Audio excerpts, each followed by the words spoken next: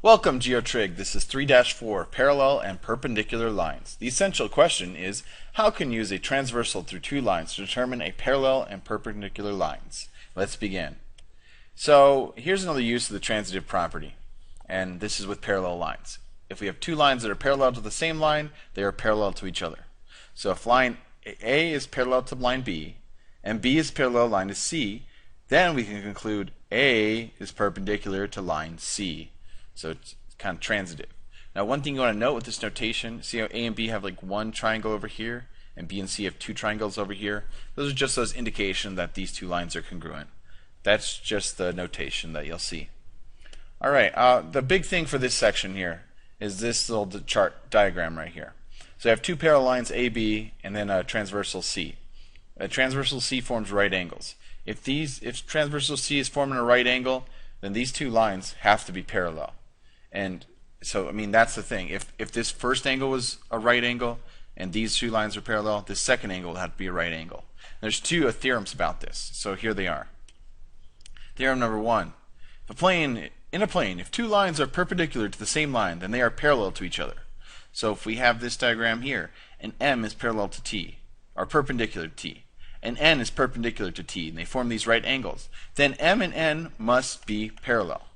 And another way to think about this is this also works by corresponding angles. So T, this angle right here, and this angle right here, these are corresponding angles. They're both like on the top left. So through the theorems that we had in, I think, 3-2, this must be a parallel line.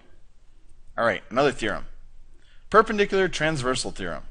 So basically, if N is perpendicular to line T, and you know that L and M are parallel, then you can conclude that N is also perpendicular to M. So we have another right angle right here. So those are those two things you can deduce from this: perpendicular and parallel lines. One example. Let's do it. All right, pause the video, and let's begin. So I want to do a proof here. So I'm given this little diagram right here. Given C is perpendicular to B, B is perpendicular to D, and D is perpendicular to A. I want to prove that C is perpendicular to A. So the first thing I got to do is always talk about my givens. So what are my givens? C is perpendicular to B, B is perpendicular to D, and D is perpendicular to A. The reason for that is they are given.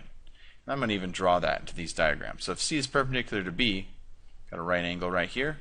B is perpendicular to D, right angle here, and D perpendicular to A, I got a right angle right here.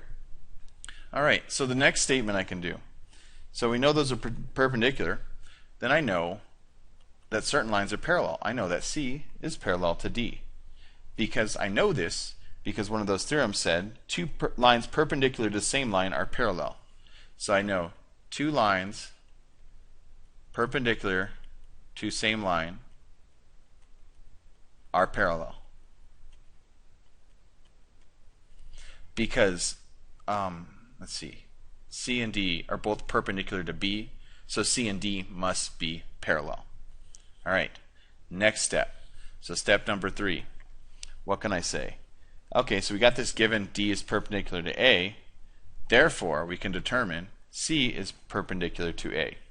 So C has to be perpendicular to A. This line C actually keeps going like this. So I'm going to extend that a little bit.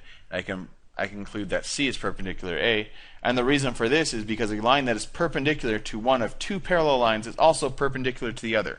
So you know C and D are perpendicular, and you know that A is C and D are parallel, and you know that A is perpendicular to D right here.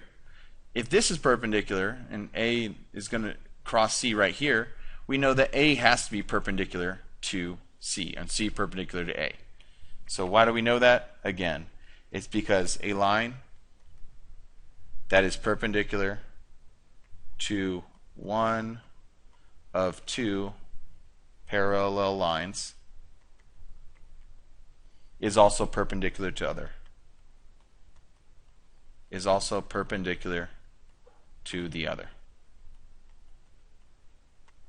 All right, so my last step, and that is my last step. Step number 3. Proved it in 3 steps. That's it.